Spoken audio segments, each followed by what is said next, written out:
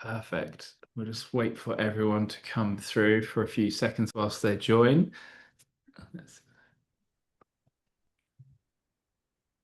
Excellent.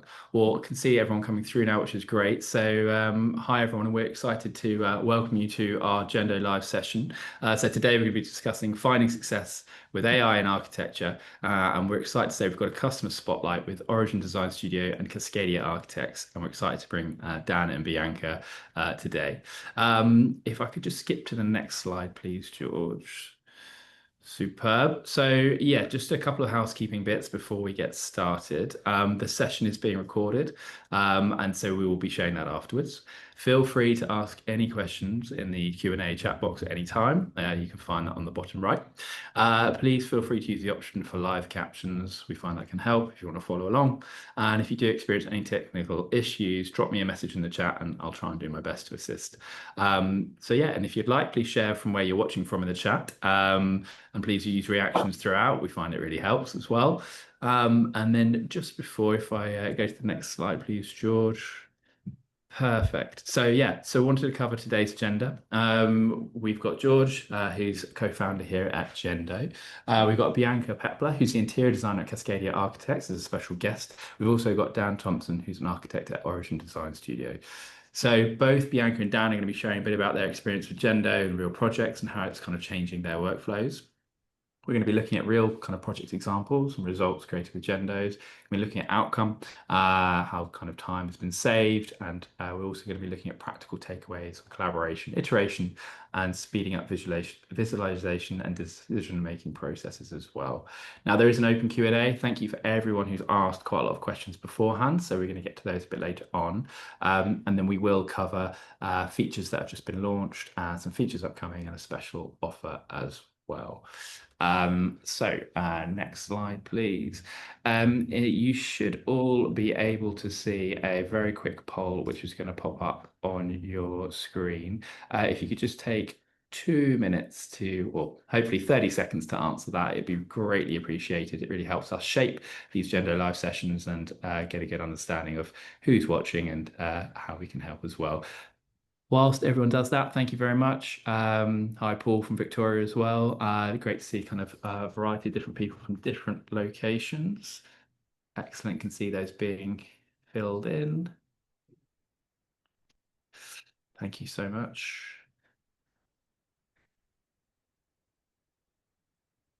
Excellent, let's give it another minute or two.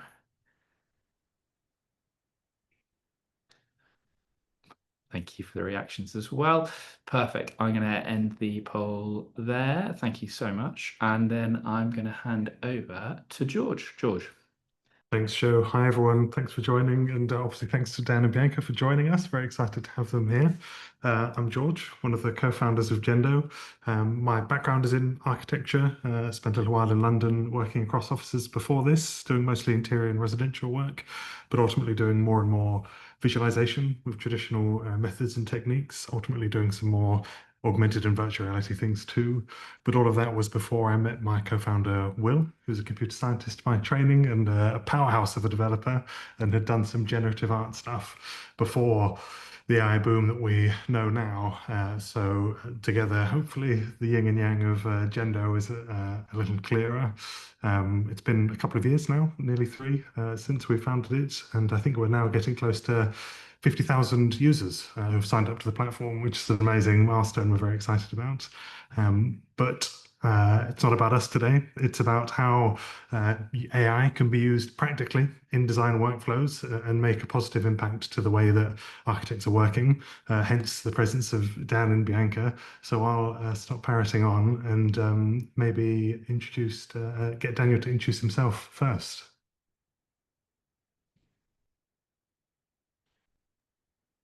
Thanks, George. Hi, I'm Dan. I'm an architect based in Lincoln in the United Kingdom. We're from a small practice, 7 members of staff at the moment, mainly focused on the residential sector, with a small amount of commercial. Until we started introducing AI, I was the sole output for our rendering workflow. And so our exploration to AI is looking at making it office-wide.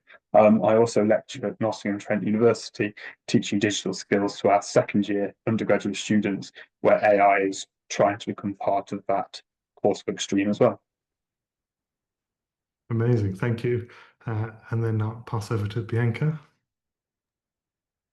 Yeah, I'm an interior designer with Cascadia Architects.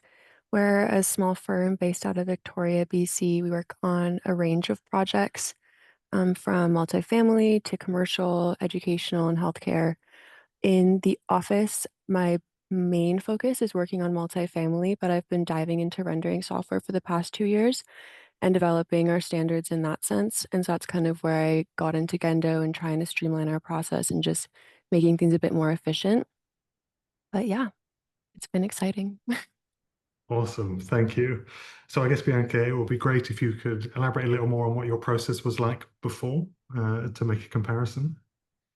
Yeah, it's it's strange trying to determine like when to put all of the detail work into a rendering image. It's like so early on in the project phases, we're seeing more people expecting high quality visualizations, but that does take a lot of time. And so our process used to be like really refining the model in Revit, getting the materials to standard, and just really spending a lot of time upfront modeling.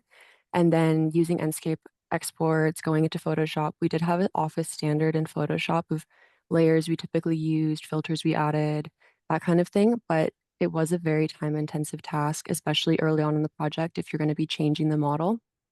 And so I found with Gendo, I can just export an Enscape image and really use Gendo to up the atmosphere, create life in the image, and do the heavy lifting rather than spending so much time creating layers. But it is Yeah, still, I do find it still a back and forth with Photoshop. It's not as time intensive, definitely, but I think there's always going to be some refinement and tweaking with Photoshop.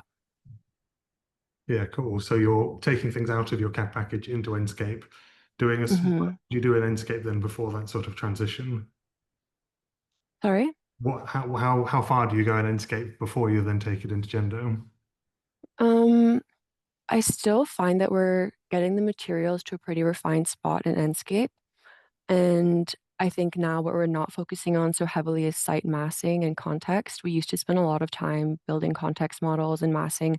And not only did it take a lot of time to ensure that we're doing it accurately, like referencing ArcGIS and mapping, but it also just made the model really heavy. And when we're cloud sharing and using like multiple people are working on it, it would take like 10 minutes to sync and it would just make everything so much slower. And so I think completely just kind of disregarding site context now in the beginning and just focusing on the building modeling is what we've been doing. But I would say our materials are still quite refined in Enscape before we export it. Yeah. And then that last touch in Photoshop, sort of post Gendo, what are the Hmm. things that you're doing there? Um, I find sometimes in Gendo it changes some small aspects. I find wood slat walls are really tough. And so I kind of just take a bunch of different clips that I've used, like rendering or enhancing or just the style tool, and I kind of paste them all together. And so I do think I still run it through Gendo like one more time just for an enhanced tool. But it's kind of like I'm clipping the image together and taking parts that I like from different exports.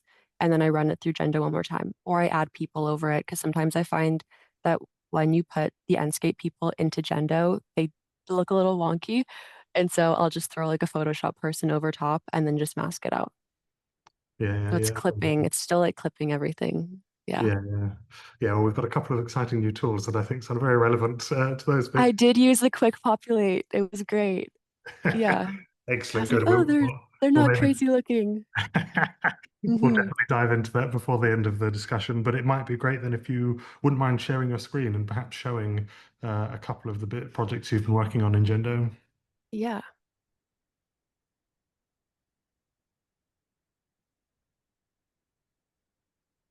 Can everyone see this one? Oh, I did not click share. There. Yeah, that's sharing. Got it. Awesome. So this was the first project I've ever used Gendo on. It's a we're saying it's a renovation and addition, but we're actually just maintaining like 2 of the foundation walls. So I'm not really sure how much of a renovation it is. But it's a custom home and it's a quite unique site. It slopes a lot. And I think a big thing was trying to get the clients to visualize how the building would look. It is a quite contemporary modern design and they've never done something like this before. So we really wanted to use Gendo to just get the vision across and just show them like, yes, it's a black building, but it can look very sleek and elegant. And so this was the Enscape export. I had basic like massing in there from just the Enscape like context tool, but I didn't really have any of the site context. And since it's a residential area, we don't have Google Earth imagery from the back of the lot, which was what I was struggling with. We could find some from the front of the lot, but it still wasn't quite useful. And so Enscape export, I had a series of prompts, but I did find that using the AI enhancer really helped in the prompts and refining them. So just wanted like a exterior photography style residential building, preserving the architecture, clean lines, geometric forms, soft natural light, sharp focus, high detail, that kind of thing. And then this was one of the first ones it came out with. I think the biggest um the whole goal of using Gendo was to make the material look a bit more realistic and then get that nice glow in the windows. So I wasn't too focused on like what it was doing to the chairs or the planting in this stage. And I also knew that it wasn't going to give me the right, like I was going to have to tweak the slat walls and things, which was fine, but I wanted to just get this reading nicely. And so a few of the iterations, I think this is the one I used initially to clip into Photoshop. And then as it progressed, I had just like Photoshop clip outs of trees in sight, but they're obviously like they were quite sporadically placed. And I just overlaid a layer from Enscape, like a sketchy line to just add some texture to it. But this was still not where I wanted it to be.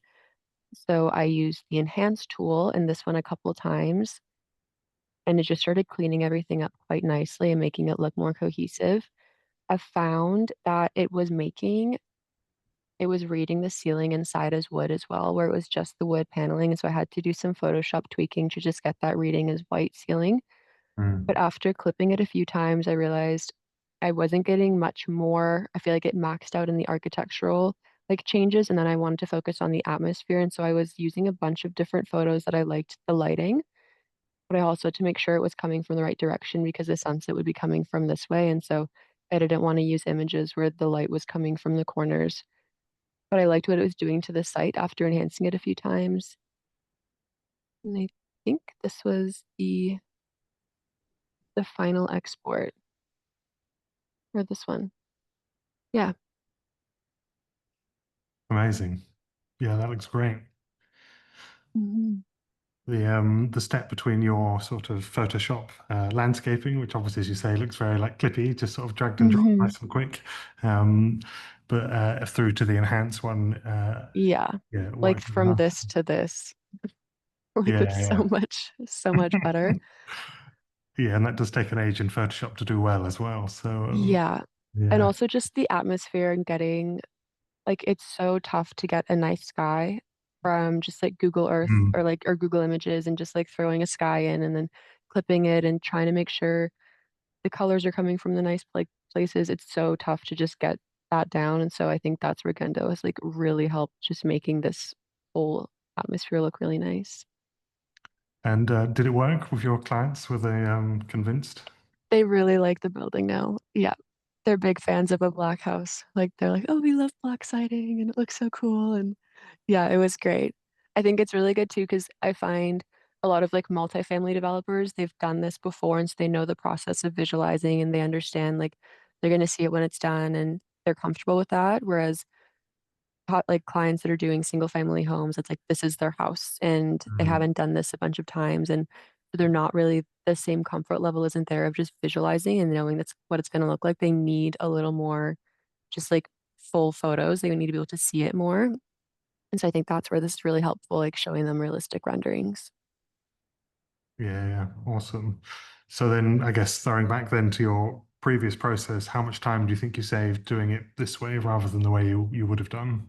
Oh, like a couple hours at least, I think. Yeah. Typically I would have like gone in and it was so time intensive. Like I would go and select all the windows and then throw a layer over that had a sky reflection and Mm, tweak it enough to make the inside glow. And sometimes I would go as far as to add like light fixtures. Like we usually have, like it did pick up where our light fixtures were. It does look a little wonky, but this actually mm. may not be the final. I think I've changed the final one. I think this was the final one. Yeah, this looks a bit too brown.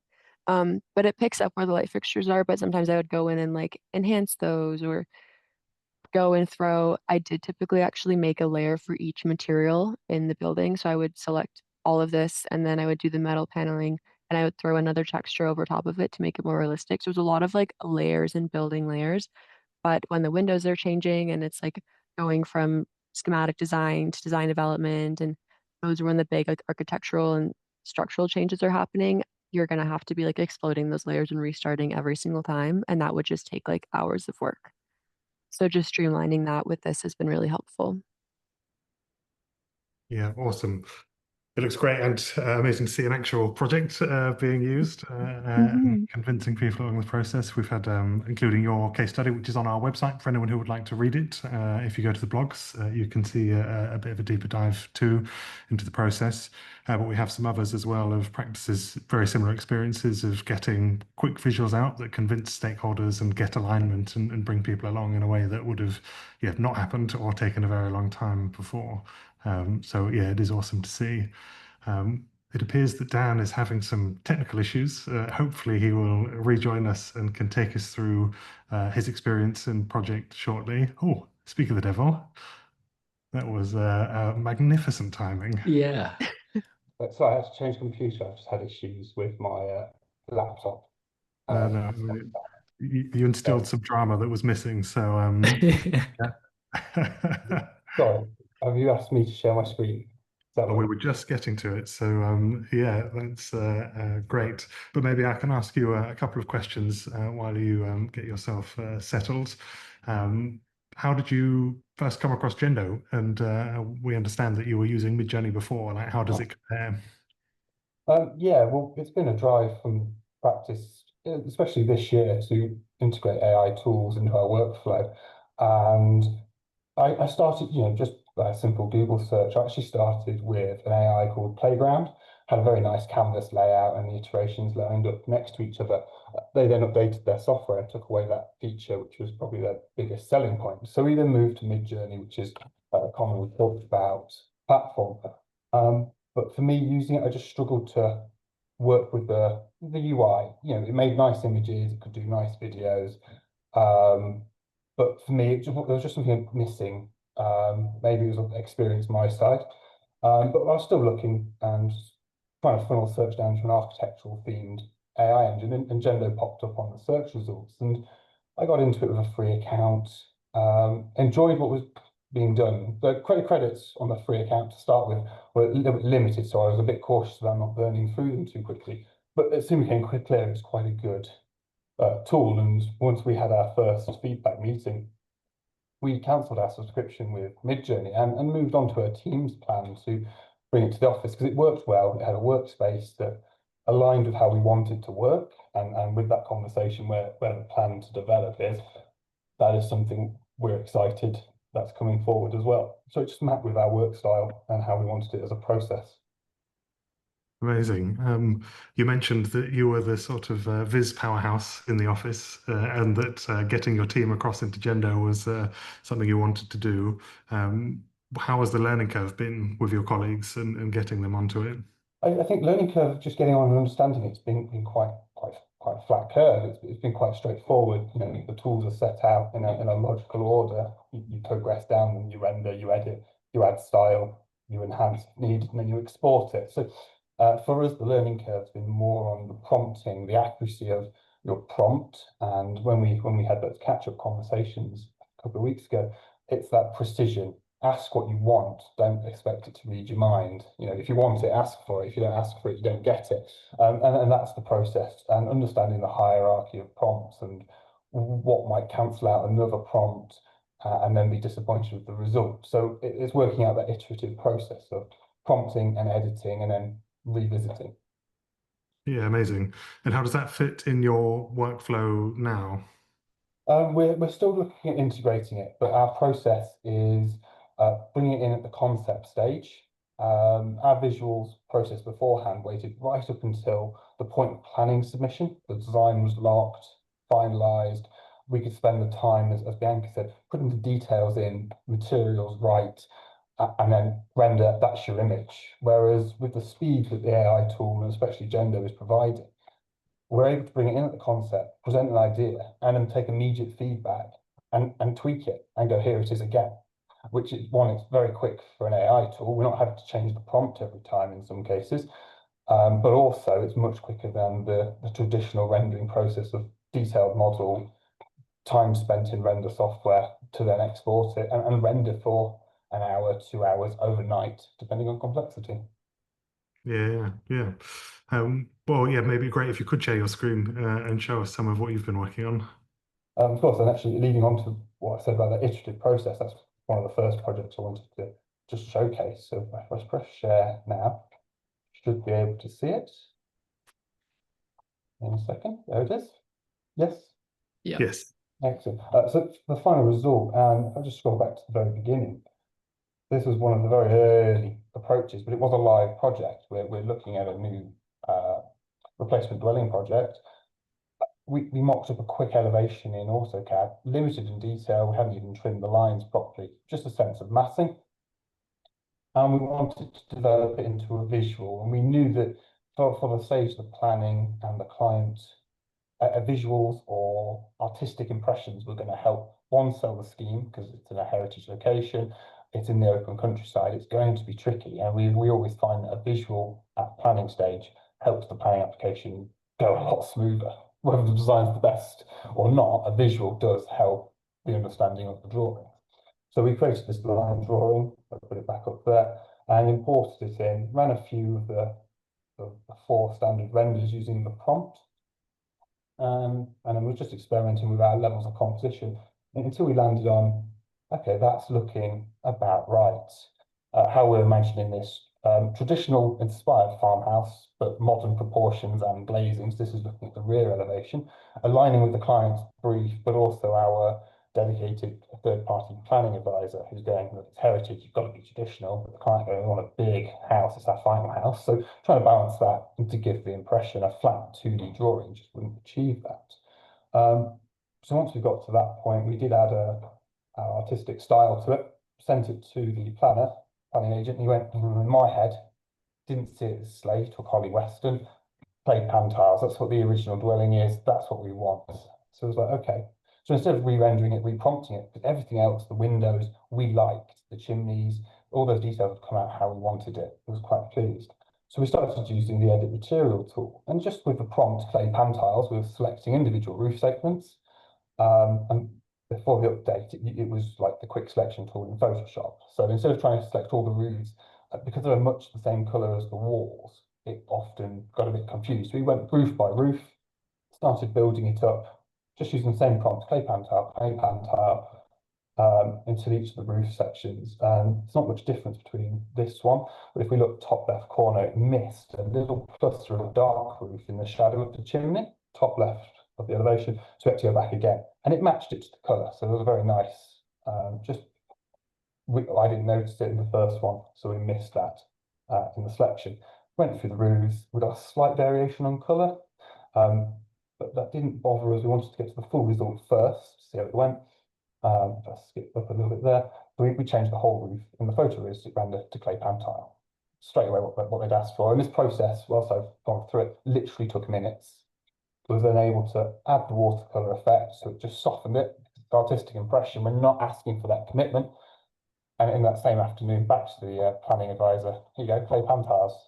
And their instant feedback was, wow, this AI tool is actually quite good. Because when I first said, look, we're going to use a bit of AI on this project, there was a skepticism, and they're a bit of a traditionalist in that sense, but our 2D AutoCAD with hatch and fill just wasn't going to cut it. And to commit to a render this early on just would have it would have been a waste of time and resources to keep the iterative process, whereas this allowed 2-3 minutes, bang, bang, bang, here's your clay roof, looking better? And the answer was yes. Yeah, awesome. Amazing to bring them along that quickly with just a few changes as well. That's excellent. So was there much conversation with the client with these images, or was it all sort of planning stakeholders? It was with the planning stakeholders, due to the project plan and the early stage of it.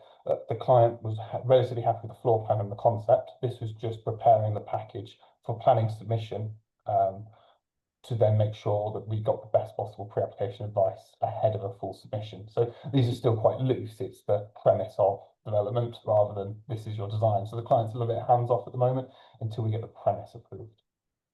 Yeah, cool. Would you have any advice for someone using elevations on the platform generally? I mean, we sort of assume perspective views, so it's great to see a more orthogonal one working nicely. Yeah, we found elevations have actually worked really well. It gets the depth, even with that line drawing, it didn't appreciate the depth, but we can see the shadows starting to come in now. It has read it quite well. We haven't treated it any different to the perspective views. The ones where we have a little bit more difficulty is when we've got complicated CAD models, or where we're trying to do more of a plan view, and that needs a little bit more of a handheld approach to taking it along step by step to get what we want to achieve. Understood. And you mentioned the sort of learnings with prompting earlier about sequencing, etc. There's often questions we get every time we do these webinars is best practice with prompting. So I wonder if you could unpack that anymore for anyone listening. Well, if I change tab here, we have the recommended prompt formula that Gendo puts in automatically. And it's just understanding, what you want to achieve. And we try to put bits that we want to be absolutely rendered, materials, style, up near the top, because we found the higher up in the description, the more it seems to take priority. We had one example when I was doing the in-house to the team. This is Gendo, this is what we can do. We put a modern farmhouse as the description, very first line, and then 3 or 4 lines later, in red brick and such and such a roof material. And we found that the modern style overrode the red brick, because modern style often is attributed to red brick, but we were probably meaning modern style as in big glazing and those elements, rather than the white walls that we got as a result from it. So it's just understanding that from the more important stuff goes with both, and just having a bit of common sense. Actually, we didn't think modern would override a traditional red brick, but actually, logically, it can do that. Yeah, thank you. One last question then before we go back to the users, the viewer submitted ones, is you're a design partner of Gendo, which is awesome to have you on board. It'd be great if you could explain what you were hoping to get out of it. Well, when we started this, I started with the free account, and from the conversations with Joe, it was that idea of a partnership. We're starting out on our AI journey. Gendo's a relatively new AI, starting out in the architecture field as well, and it was the right moment. And the offer was, we'll help you develop your company strategy to use our tool, and if you can then also help us develop our tool from your experience with it, and it's that give and take. We're helping, both companies are helping each other develop. Some of our feedback we've seen already implemented in some of the most recent updates. There was a bit of an issue with the populate. The faces on people got a bit mangled at times. Fed that back a week later, they're no longer mangled faces. They are 2 eyes, 1 nose, 1 mouth, which is, it's great that we are helping that develop, and that's also helping us work our workflow into it, and having the confidence of those tools to go to our clients, with the ambition that we can move it from concept to detailed, and then further in the stages of work. That there is a greater level of accuracy, and we don't have to just keep going artistic impression. This is the design to the nth degree. Yeah, couldn't agree more. Perfect. All right, well, I might take over the screen sharing again, if that's all right, to get the questions. Thank you, Dan. Here we go. Excellent. Yeah, thank you, George, Bianca, and Dan as well. That's fascinating to hear. Some of the bits obviously heard before, but great to see it all brought to life as well. So yeah, thank you as well, everyone who submitted questions beforehand. A lot around the future use of AI. So around how do you cope with the technological pace of innovation in AI, and then as well, how do you see AI shaping architectural practice for the next 5, 10 years, and then ultimately as well, like leveraging technology to keep headcount low and reduce processing time. So maybe the first question, Bianca, maybe I come to you. Like, how are you kind of managing with the technological pace of AI, and how important is that with Cascadia Architects? I think we're always trying to learn how to streamline our processes and just like speeding up things and making standards. And so I everyone in the office is quite curious about Gendo. I have yet to do a lunch and learn presentation on like giving the tutorial. But seeing how quickly it has, even just in like the past 3 months I've been using it, just seeing all the updates and changes that have been making it easier to use has been quite helpful.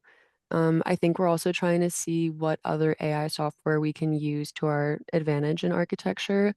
I know there's a bunch of different types that do space planning and unit planning and just do quick populating for site development. I think that's where we find takes a lot of time. Like I think in our firm, the most time like tedious tasks are rendering and then also just like space planning when you're in the design development phases. So I think using AI and all the new technology coming out to just speed up the design development phase is what we're trying to achieve. Yeah, amazing. No, that makes a lot of sense as well. Is that similar with you, Dan, or do you have a different view? Yeah, I mean, when AI first kicked off, there was a reluctance about it, Hmm. almost like ownership of work. Um, but we started to integrate it. We started with ChatGPT as a research engine, proofing, a little bit of writing to its efficiencies. It's quicker, it has inaccuracies, but it is pulling in the information we want in a quicker way than we could, and we can sift through it. And now that we're starting to use it as image generation as well, we feel we're coming up to the front of that wave. We're using it, we're pushing it out, we're experimenting with what it can do. Especially with Gendo in its early days, as an early tool that is still pushing out new features quite regularly. We feel we're at the front of what's happening in this, which is quite good, and it's quite leading. It's something that we'd be quite proud to be marketing as, we're adopting the latest AI into our workflow. Currently for our clients, it's just included at no extra cost whilst they're still learning it. It's a way of getting that service out there. So I think we're coping with it. It's just how quickly it carries on to accelerate. Yeah. No, brilliant. George, any thoughts from your side? Yeah, no, just to echo everything that's been said, and pleased to hear it. We built this with the absolute intent that AI is, of service to designers to help them do their job rather than design for them. So that sort of alignment point from Dan is great to hear.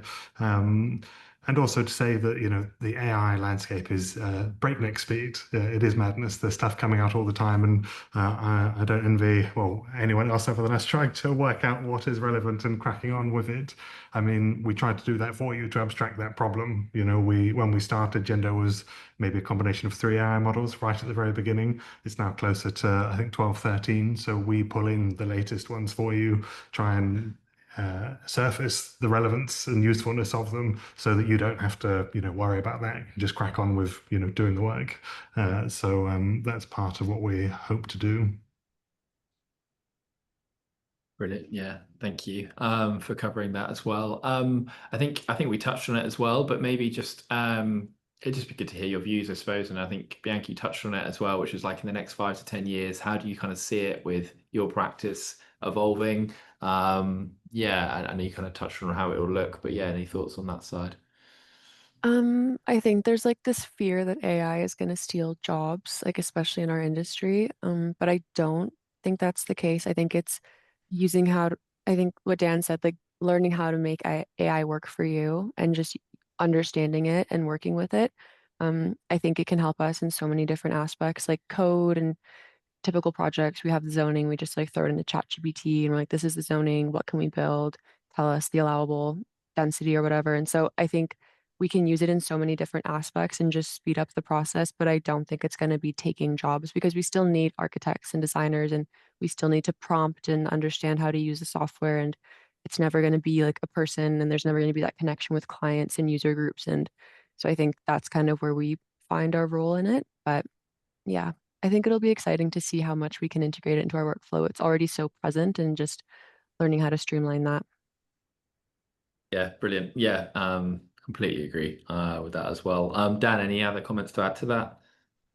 Yeah, I think it's just the evolution of the tools that we already use. If I look at the chat GPT, instead of having a bookshelf of books, I ask the question to the chat and it searches the books. So it's just indexing it. It's just the next step in the tool process. And the same for the rendering. Gendo is making a render. I would sit on a computer and make the model, and I would press the teapot, I'd go away, have dinner, come back, and there's a render for me.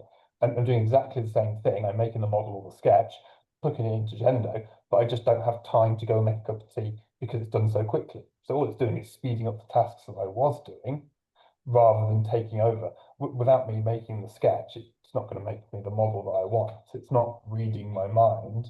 So I think it's just that understanding that it's a tool and it's not a replacement for the people. Thank you. And George, any final comments to add on that as well? Yeah, maybe just to add, I think it's a sort of golden opportunity for small and medium-sized firms at the moment. Like if they can move quick enough and make use of the tools, they should be able to punch much higher and take on much bigger projects and deliver much more and do things that they weren't able to do previously. I think it's as much opportunity as it is risk. Brilliant. Thank you. And Andrew's just jumped in to say, yeah, we're starting to see AI used in the permit review process right now, only as planning code review as well. So that's there. George, if you're right to go to the next slide, please. Perfect. Thank you. So just to kind of talk around a bit about the workflow use, and maybe George, I'll jump to you first. Can AI support the DD/CD phase? Yeah, certainly. I mean, I think the construction bit's a bit more difficult, obviously, uber detailed there. We see people using it for communicating with contractors to help say, what they're hoping it looks like at the end of it to get that information across. But certainly DD for sure. I mean, there's a great case study again on the website in the blog from Salmon Planning, who, much like Dan, had planning applications go through very specific designs there. Had done some iterations with their submission as well, so adding in roof windows, etc., roof lights. Again, very specific planning level detail. No ambiguity as to what was happening and what they were going to do. So absolutely, yeah. Thanks. And then just a final couple, but kind of the similar ones. And I know we've obviously touched on these themes around how to successfully incorporate AI into our workflow and where's it actually going to save us time. Like I think we've covered a bit, but maybe Dan, maybe any thoughts on that one to start with? Yeah, I think for us, working out how it's going to help us was working out where may be weak in our communication or representation. And there's been a couple of examples, the one I showed, and then another project we've been planning for a whole year. That quick AI image suddenly went from a, we don't think we want it to, yes, let's get it built from the planners, just like that. And we didn't change the design at all. All we did was communicated it in a different way. So when we started along this route, we went, well, where can we start? We know the accuracy is not going to be 100% because we're still putting in and we're still learning what it needs to know from us to be that accurate. So it can't come at the end of our workflow. So for us, detailed design, it's a no-go at that point. We're not even sure what it might look like at that end. But if we bring it to the start of our projects, when we're trying to get clients excited about designs and proposals, we find they can't read plans and elevations as well as we can, especially the non-developer clients, the householder, homeowner clients. But a quick image, it literally speaks 1,000 words, and it's starting to sell that. And it becomes then part of the service package. We're going to do you some proposed sketches, and then we'll turn your favorite sketch into an image for you so you can see it as we hope it would look like once built. And then that should get them to go, yes, that's what I wanted. Or no, actually, can we change the materials? So for us, it was identifying where there's a gap that we can insert it. And then will that gap have the value? Because obviously, any tool that's good is a paid tool, and it's a tool that you want to use commercially. It needs to be profitable. So we have to find out that gap and see if it's going to work out for us. Yeah, brilliant. Yeah, it makes a lot of sense with how that as well. Thank you. And then Bianca, any other thoughts to that? Yeah, I think it's also something we kind of forget about is like social media and promotional renderings. We have so many renderings from projects that we've never posted because they were done in 2019 or 2018 and they're not the same style that we have now. And I find it saves so much time to just throw them into Gendo and use like the enhanced tool or even the style tool and get them to look cohesive with the rest of our Instagram feed. And so we can post them more frequently. And so I think that saves a lot of time too. It's just like 5 minutes enhancing the image, posting it on Instagram, being more comfortable with how it looks on social media. And when people are zooming in and it's not as daunting anymore. And I think that's something we kind of forget about is sharing our work and using it to get more clients and promotion. And I think using it that way too is really helpful. Yeah. And covered the third question as well in that as well. But George, any final thoughts to add on that? Thank you, Bianca. No, I think they've covered it beautifully, actually. Yeah, perfect. Excellent. If we pop over to the next slide, perfect. I've just got a short poll just to go through, and I'm just going to launch that now. Hopefully, you can all see that. But again, if you can spend just 30 seconds filling out that poll, and whilst that's happening, we've got a couple of features to talk through and a couple of other bits just to show you. But before that, just massive thank you for yourself, Dan and Bianca. It's been fascinating hearing from you in your detail, and I know obviously I've spoken with you a lot, but like bringing it to life, going through the screen, and kind of seeing how you get to the results you do is it has been fascinating as well. Perfect. So I think we'll just see a few people starting to fill that through. Excellent. There it goes. Perfect.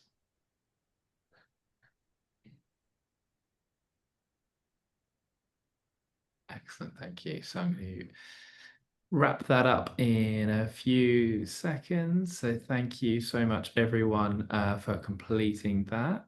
George, if you can pop the next slide. And yeah, back to yourself, George, maybe just to cover off a couple of the latest features that I've just launched. Yeah, amazing. I mean, Bianca teed them up perfectly, but we've added a couple of population tools. So the cutout generator to generate very specific 2D assets of individual people, and our quick populate tool, which is a way to quickly add in a bunch of people into your image, accounting for lighting, demographics, and context, etc. We've also added an adjustment to our edit tool, whereas as Dan was saying, we had a quick select tool, which was good for getting there quickly, but not for controlling the mask. So we've got a much more traditional lasso, so you can be much more precise about where you want the changes to be made and to regenerate new materials there. I might just very quickly bring up an example I was doing ahead of this call. So here's a SketchUp screenshot. I'm just going to go from the history panel. I've taken of an interior, used render to generate some 20th century furniture in there based on this image. Again, nicely coherent with the input. I then used our material tool to change the surface of the cupboard here. So if I just very quickly show you here, polygon assume, so just a nice box selection. And then generated with material reference and a prompt matching that. And then added in some people here having a tea party sitting on the furniture. But nice reflections, nice shadows, fits the scene, matches the scale, dreamy. So please do go have a go and give us any feedback you've got for us. We'd be gratefully appreciate it. And coming up soon, perhaps a month or two, is a new canvas. So rather than having one asset on the canvas, you can have multiple views, multiple references, materials, and then ultimately towards the end of the year, invite your colleagues in and stakeholders to have that conversation that Dan was describing. Could be sat there with the planner, make the change to the roof tile there and then and get agreement and not even have to leave the conversation, even if only for a couple of hours now. So we're very excited about that and all of the amazing interactions that this will bring between projects and views and different assets that you already have in your design processes. Excellent. Thanks so much, George. And thank you. Yeah, Thank you, Andrew, as well for your comment there. I love the new selection tool. So just wanted to say, if if you are keen to kind of explore a bit further, you can get your first month half price using the code on the screen. I will pop that into an email which you'll receive later as well. Thank you, Gustav, as well. Amazing upgrade. I know a lot of you have been asking for the material feature upgrade, so excited to hear everyone's feedback. If you just pop on to the next slide.